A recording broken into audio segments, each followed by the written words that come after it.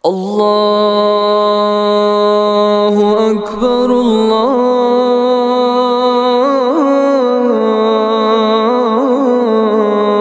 الله أكبر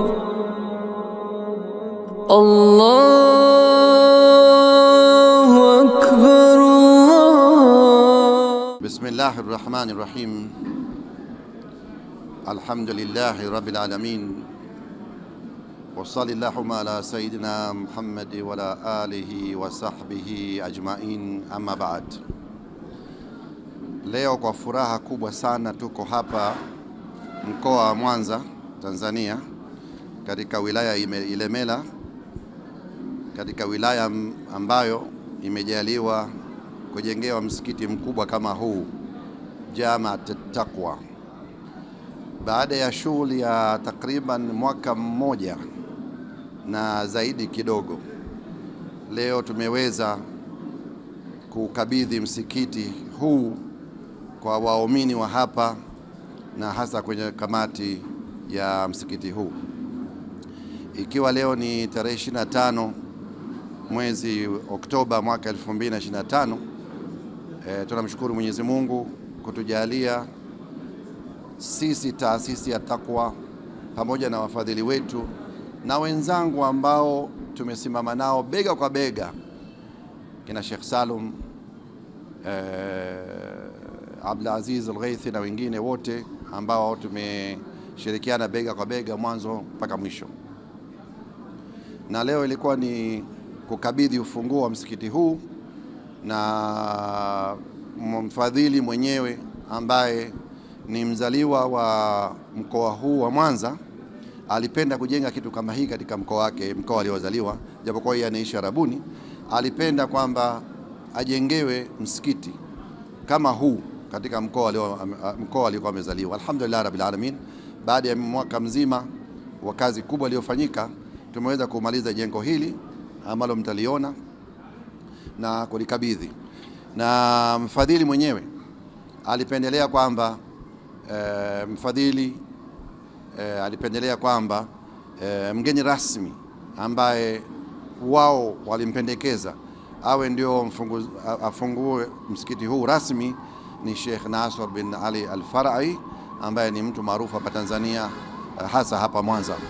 Na mshukuru Mwenyezi Mungu kutujalia usalama na kumjalia Sheikh Nasr bin Ali kufika hapa leo na kukabidhi msikiti katika kamati ya msikiti huu. Wa hadha, wassalamu alaikum wa rahmatullahi wa barakatuh.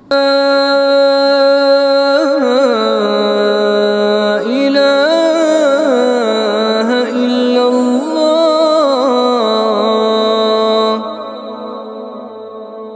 ashhadu an la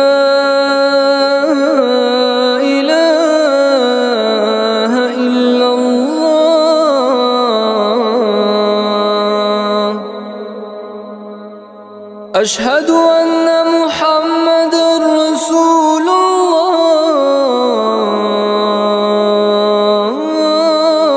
الله، أشهد أن محمد رسول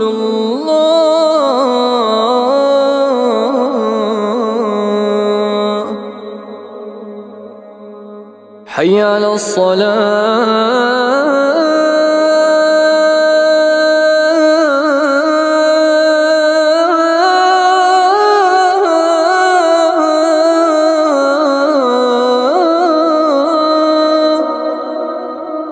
حي على الصلاة.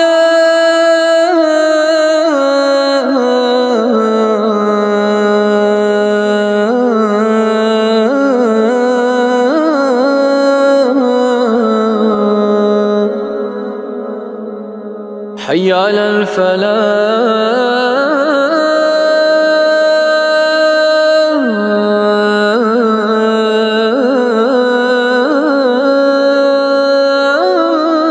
الفلاح.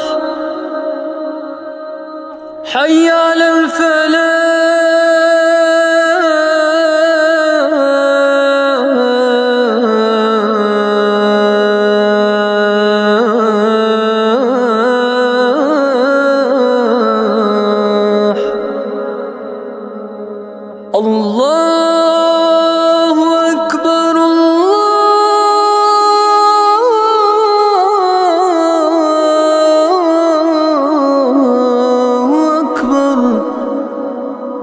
لا إله إلا الله. والله واسع عليم.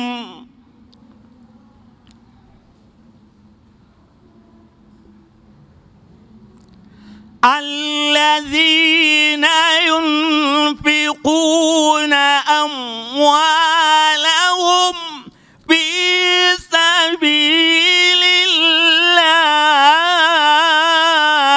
الله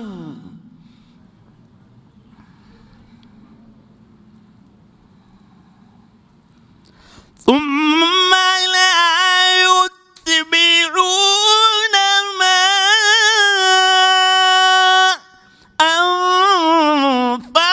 أنفقوا منا ولا أذى. بسم الله الرحمن الرحيم. Risala kwa mgeni rasmi.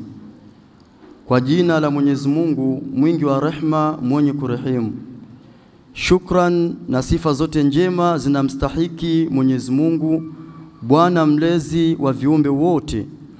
Swala na salamu zimfikie mtume wetu Muhammad sallallahu alaihi wasallama, familia yake, maswahaba zake na wote wanaomfuata kwa wema mpaka siku ya kiyama. Ndugu mgeni rasmi, waheshimiwa viongozi wote wa dini na serikali pamoja na waumini wote mliohudhuria, assalamu alaikum wa rahmatullahi wa barakatuh. Awali ya yote tunapenda kumshukuru sana Mwenyezi Mungu kwa kutuwezesha siku ya leo katika tukio hili adhimu tukiwa na afya njema.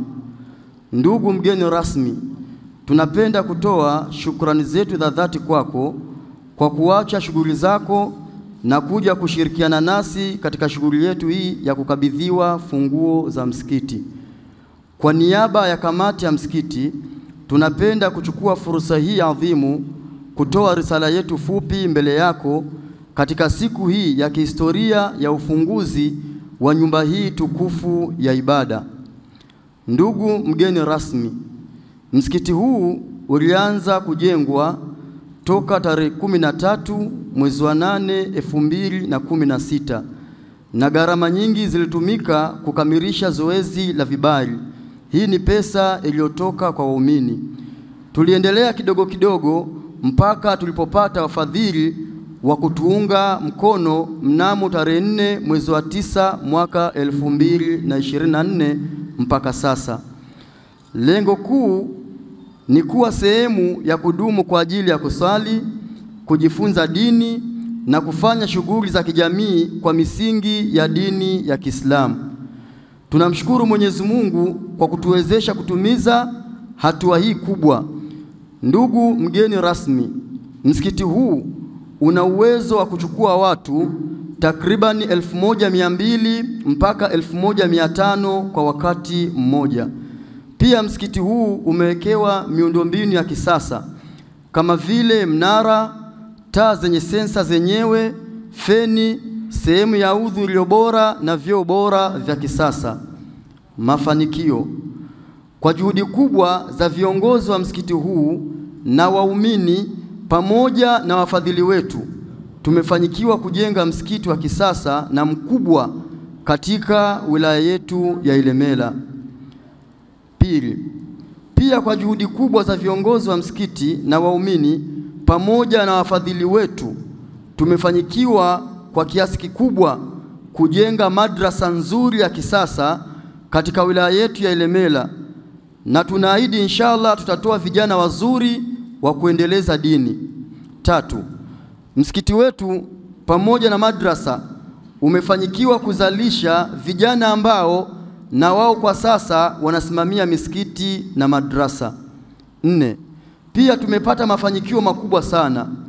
Mfano, maringbodi pamoja na mirunda iliyotumika kujenga msikiti huu, pia tuliwaazima jirani zetu kujenga markazi inayoitwa Markazi Salihina, walipovirudisha vikaenda kujenga msikiti wa Singida.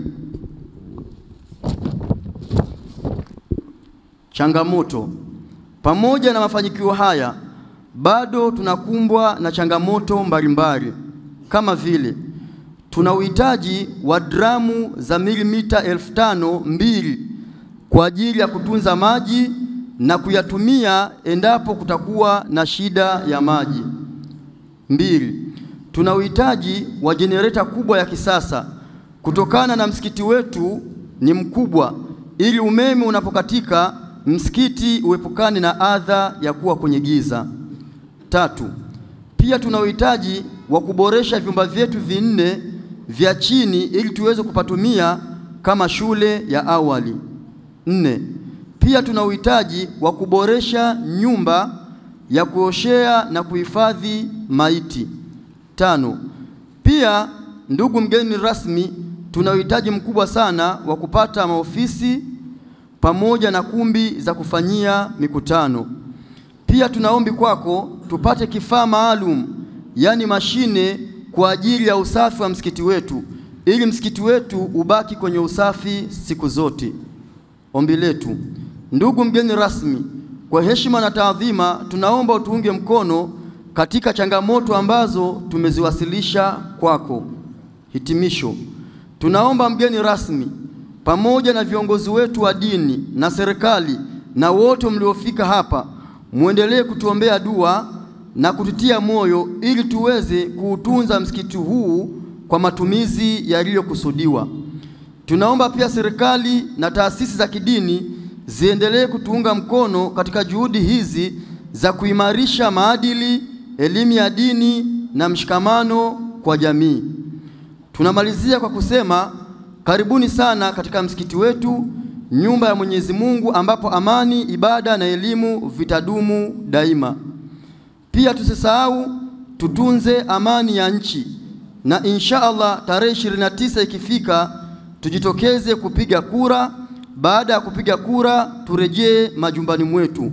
Wabillahi taufiki, wassalamu alaikum wa rahmatullahi wa barakatuh. Wangu na mlezi wangu Sheikh Nasr bin Ali Al-Far'i, waheshimiwa viongozi wa Jumuiya ya Istiqama Tanzania wa mkoa wetu wa Mwanza kwa ujumla wenu, Mheshimiwa Shekhe wetu wa wilaya hii ya Ilemela, Shekhe wa kata, viongozi akiwemo kadhi wa wilaya hii ya Ilemela, katibu wa wilaya, mwenyekiti wa halmashauri ya wilaya, katibu wa kadhi, imamu mkuu wa Masjidi Istiqama Ibadhi katika mkoa wetu wa Mwanza, na nyote ndugu zangu mliohudhuria. Kwa itifaki hiyo niseme assalamu alaikum wa rahmatullahi wa barakatuh. Binai al-masajid min a'zami al-qurbat ila Allah ta'ala, wa huwa amalun yadullu ala al-ikhlas wal-iman, la yufraqu fihi bayna al-madhahib ma dama al-qasd wajhu lillahi ta'ala wa nashru al-khair bayna al-muslimin. Man bana lillahi baytan la riya'an wala sam'an bal ibtigha'a wajhi Allah kana lahu 'inda Allahi baytan fil jannah. Falladhina yushiduna masajid li ahli sunnah duna taghadub wala tafarruqa innama ya'maluna 'amalan yarda Allahu wa yuqarribu bayna al-muslimin wa yuhyi as-sunnah. Qala Allahu ta'ala inna awwala baytin wudi'a lin-nas lalladhi bi Bakkata mubaraka wa hudan lil-alamin. Wa qala aydan innama ya'muru masajid Allah man amana billah wal yawmil akhir wa iqamis salah wa ita'iz zakah ولم يخشى إلا الله فعسى أولئك أن يكونوا من المهتدين. فهذه الآيات تبين فضل بناء المساجد وعمارتها، وإنها علامة من علامات الإيمان. قال رسول الله صلى الله عليه وسلم: من بنى لله مسجدا ولو كمفحص قطات بنى الله له بيتا في الجنة.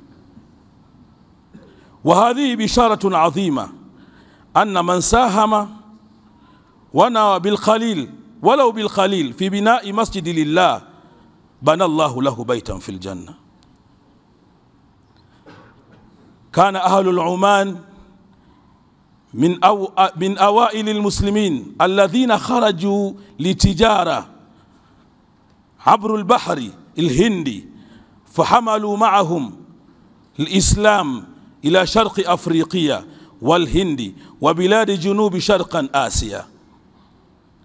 منذ القرن السابع ميلادي وصلت تجارة العمانيون إلى زنجبار، لامو، مومباسا وماليندي، ولم يستخدموا السيف ولا قوة، بل نشروا الإسلام بالأخلاق الحسنة والأمانة في التجارة وحسن المعاملة، فدخل الناس في دين الله أفواجا، وتأسست مساجد كثيرة على أيديهم في تلك المناطق.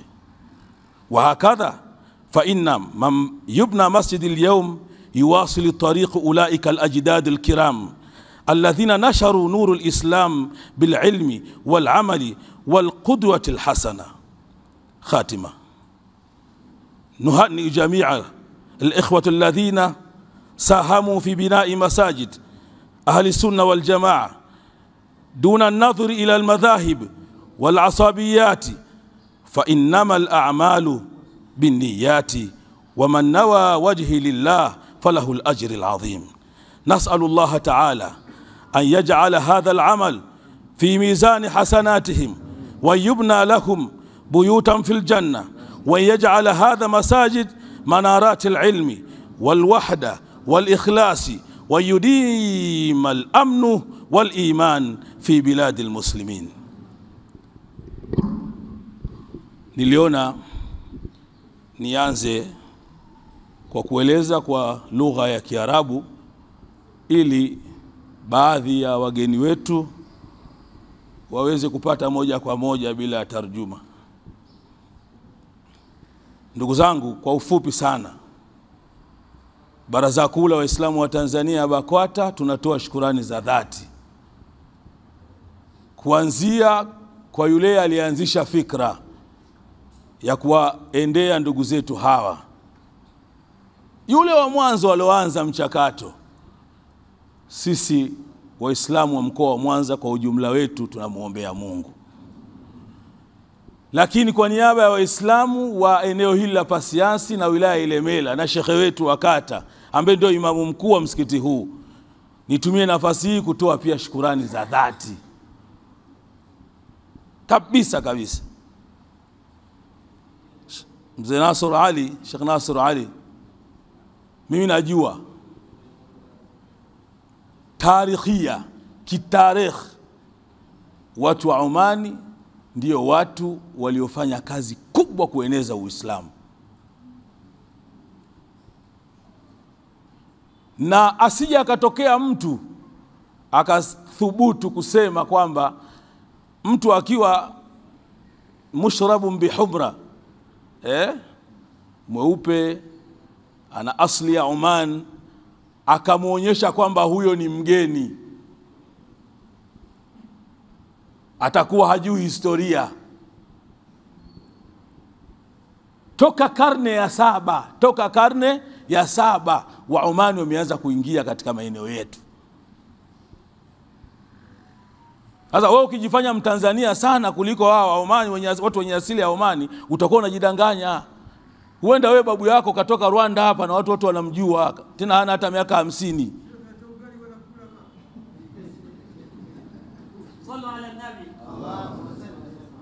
Watu wenye asili ya Omani hawako Mwanza tu, wala Tanzania tu, wako Afrika Mashariki yote. Umesikia Indonesia, Asia huko, India.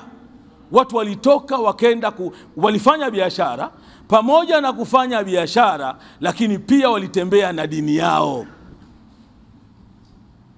Na ni uongo kwamba eti hawa Omani ndio walioleta utumwa, walikuja kununua watumwa. Uongo, historia inapotoshwa. Sasa nimeona leo niyaseme haya na kumuomba mzee Nasr Ali, msirudi nyuma kutusaidia. Hapa katikati kumepita kipindi kigumu kidogo. Ilifika mahala taasisi za Kioman kama Istiqama na wengine, sio Mwanza, wakaweka uzio kidogo kusaidia misikiti ya Kisuni na kadhalika na kadhalika. Mkiacha mtakuwa mmewaacha ndugu zenu. Maimamu, viongozi wa Jumuiya ya Istiqama tulioko hapa na waalikwa wote mlioko hapa. Awali ya yote kidogo nitawasomeeni hotuba ya mgeni rasmi, hotuba yangu. A'udhu billahi minash shaitanir rajim. Bismillahir rahmanir rahim. Kwa jina la Mwenyezi Mungu, mwingi wa rehma, mwingi wa kurehemu.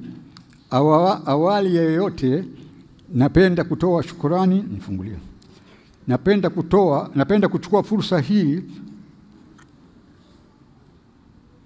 kuchukua fursa hii kwa unyenyekevu mkubwa kumshukuru Mwenyezi Mungu, muumba wa mbingu na ardhi, Mola wa viumbe wote, na kutuwezesha kukutana hapa pamoja katika hafla hii ya ufunguzi wa msikiti huu wa Masjid Jamiati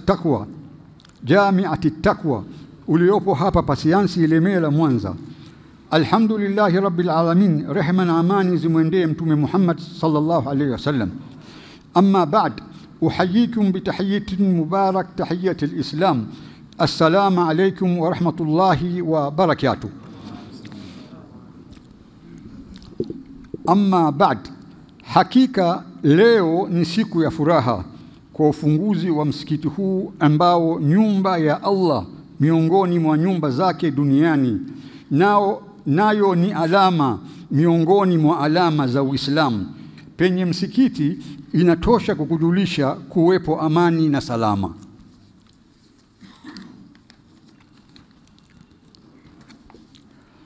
Mtume Muhammad sallallahu alayhi wasallam alipohamia Madina, kitu cha kwanza kukifanya ilikuwa ni kujenga msikiti. Msikiti wa kwanza uliojengwa ni ule uliopo katika mji mdogo wa Kuba. Kisha akajenga msikiti mwingine mkubwa katika mji wa Madina. Ikawa misikiti ni alama ya Uislamu na madrasa za kusomeshea Uislamu na tabia nzuri. Amesema Allah mtukufu katika Qur'an, wanaoonekana kwa kusali katika nyumba ambazo Allah ameamrisha zitukuzwe na humo litajwe jina lake, waendelee kumsabih Allah msikitini asubuhi na jioni. Vile vile amesema Allah mtukufu katika kuimarisha misikiti ya Allah ni wale wanaomwamini Allah na siku ya mwisho, kisha wakadumisha sala 5 na wakatoa zaka, hawamwogopi yoyote isipokuwa wanamwogopa Mola wao tu. Bila shaka wanaosimamisha sala 5 hawatakuwa na hofu siku hiyo. Allah atujalie tuwe miongoni mwa wanaosimamisha sala 5 misikitini, amin. Ndugu wa Islam na wageni waalikwa, kwa heshima na taadhima, ninayo furaha kubwa sana kuwashukuru wafadhili kutoka Oman kupitia taasisi ya Jamiati Taqwa ambao mmefadhili ujenzi wa msikiti mzuri wa kisasa hadi kukamilika kwake, na leo tunaufungua rasmi, mashallah. Hakika msikiti huu umeonyesha nuru ya Uislamu, hususan katika maeneo haya. Ilikuwa ni muhimu sana kuwa na msikiti mzuri kama huu. Wote waliohusika kwa hali na mali, tunamuomba Allah awalipe kila la khairi. Allah ajalie sadaka hii iwe na sadaka nyingine ziwe katika mizani ya mema siku ya kiyama. Allahumma amin. Pia shukrani za kipekee ziwaendee viongozi na waumini wa msikiti huu Masjid Jamiati Taqwa kwa kuwapa ushirikiano wa kutosha ndugu zetu wa taasisi ya Jamiati Taqwa kuhakikisha msikiti kama huu unajengwa mahala hapa. Ninawaomba muendelee na umoja na mshikamano katika kusimamia shughuli mbalimbali kwa maendeleo ya Uislamu. Ndugu waumini na wageni wote waalikwa, ninakuhusieni pamoja na kuhusia nafsi yangu kumcha Allah, na kila mmoja wetu aweke mazingatio hayo kuwa msikiti huu umejengwa ili kutupa nafasi ya fursa ya kufanya ibada za sala na ibada mbalimbali kwa Waislamu wote na maeneo haya na nje ya maeneo haya, ili tupate rehema zake Allah subhanahu wa ta'ala. Hivyo ndugu Waislamu, tujitahidi sana kudumisha sala 5, kwani Allah amesema misikiti yote ni nyumba ya Allah na haabudiwi yoyote isipokuwa Allah pekee tu. Hivyo tushikamane pamoja kuutumia vyema msikiti huu kwa ibada mbalimbali katika dini, na pia sote tuisimamie usalama wa mazingira na tutunze mali za msikiti huu zisipotee wala zisiharibiwe insha Allah. Tujitahid kwa hawa wanaosimamia huu msikiti, wauangalie huu msikiti, wautazame kwa jicho la huruma, na mambo yote yatakuja kheri endapo itaonekana msikiti huu uko vizuri. Pia ninapenda kuchukua fursa hii kuwahimiza na kuwasisitiza kwamba tudumishe umoja, ushirikiano, mapenzi, mshikamano kama vile Mwenyezi Mungu anavyotuamrisha kwa kusema wa'tasimu bihablillahi jami'an wa la tafarraku, na kwamba shikamaneni katika kamba moja ya Uislamu kwa umoja wenu na wala msifarikiane. Pia amesema katika surati al-Anfal,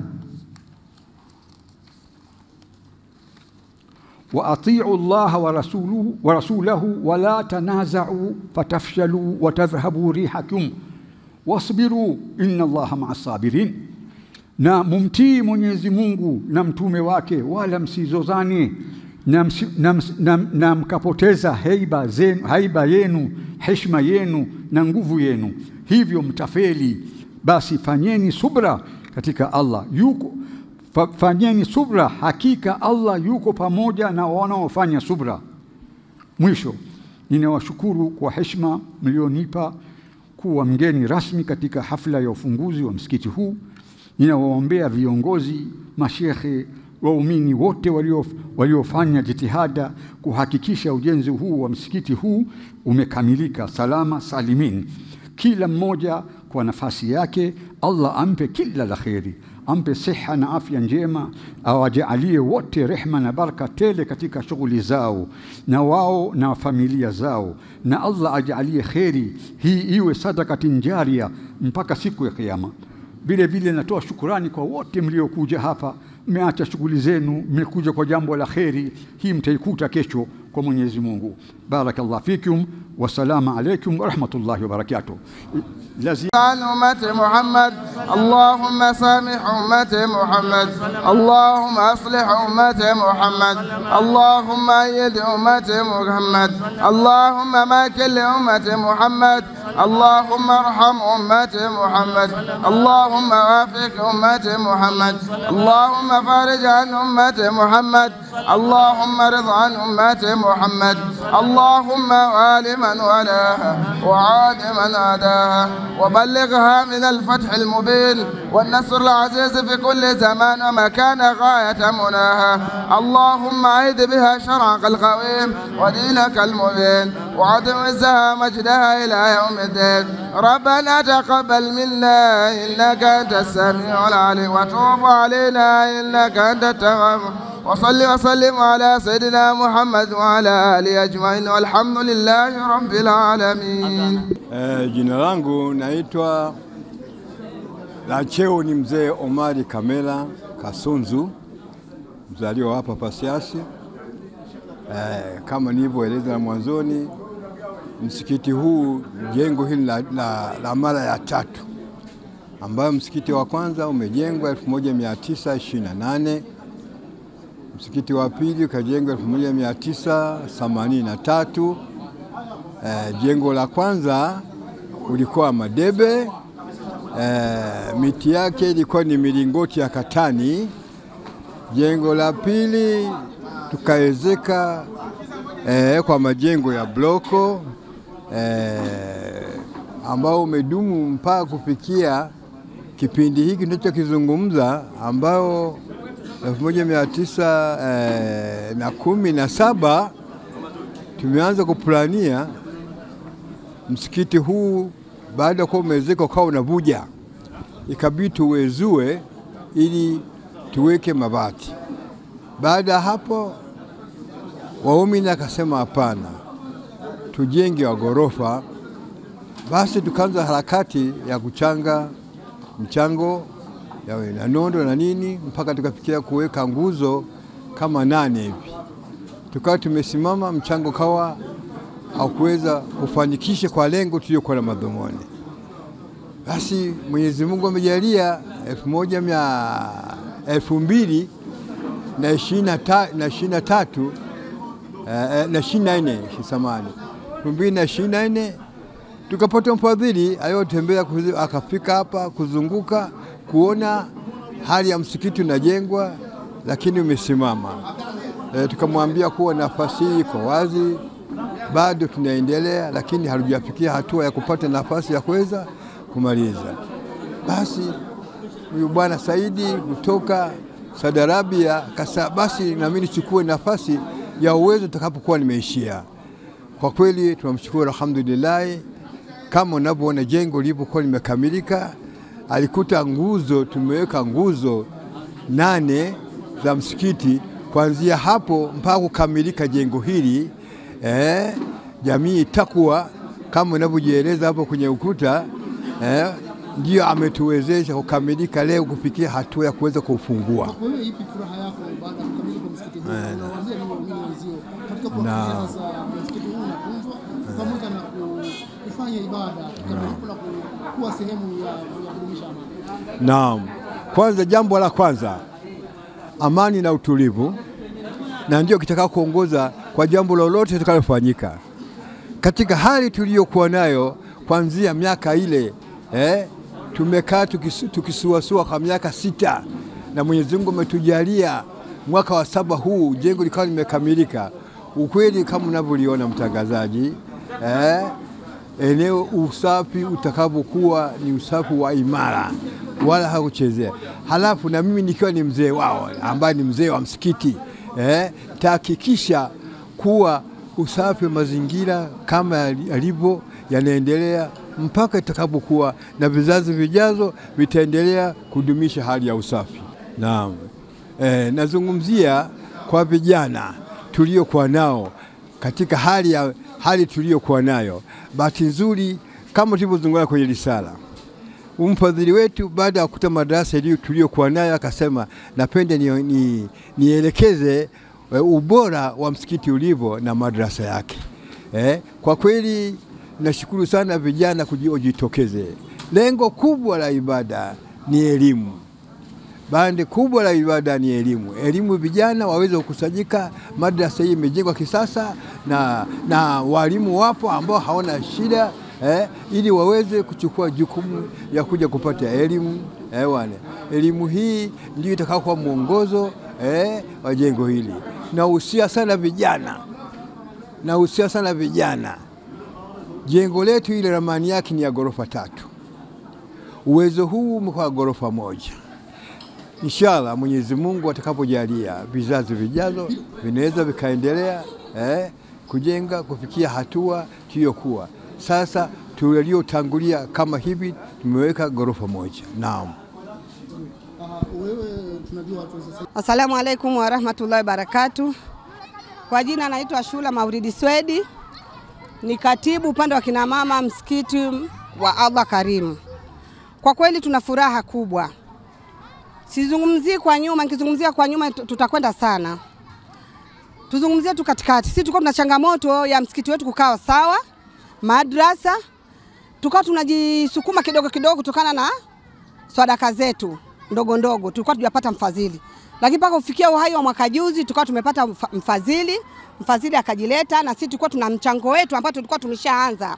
Tulikuwa tuna simenti, mifuko 300, tuna nondo, unaona, na watu wengine wakawa wanatoa michango yao. Tulivyompata huyo mfadhili, kwa kweli tumefarijika. Tumepata msikiti bora, tumepata madrasa, na ndani ya huu msikiti na madrasa ilishatoa vizazi, watoto na watoto kusomea hapa, na sasa hivi ni walimu, sasa hivi ni maimamu. Kwa kweli tunajivunia sana. Mfano natoa kwangu, mimi ni katibu upande wa kina mama, lakini watoto wangu, vijana wangu waliotoka tumboni mwangu kama katibu ni vijana karibia 6 ambao wamesomea hapa, wameenda kujiendeleza mbele, na sasa hivi ni walimu, wanasimamia misikiti, wanafundisha shule za Kiislamu. Watoto wangu mimi Ashura Maulidi Swedi. Ni kweli mmomonyoko wa maadili umekuwa mkubwa, lakini kwa msikiti wetu huu na madrasa, yani tutapata chachu watoto wa vijana kujiendeleza na elimu ya dini. Naona ndani na kwa nje, kwa kina mama na juu pia na upande ule wa nje ni madrasa. Na wahusia ndugu zangu, pamoja na kuihusia nafsi yangu mimi, watunze nyumba hii ya Mwenyezi Mungu kwa usafi wa kila siku. Na kitu kingine ambacho ni muhimu sana katika jengo hili, tumeweza kujenga juu hapa na kama tunavyojua msikiti ni mahali pa watu kusalia, lakini sio kusali tu. Jengo hili tumelijenga kwa maksudio makubwa zaidi ya kusali, kwa maana watu wanaweza kuja hapa kupata elimu ya dini na elimu ya maadili, vipi kuishi na wenzio katika dunia hii, vipi kuishi na jirani, vipi kuishi na mkeo, vipi kuishi na mumeo na hali kadhalika.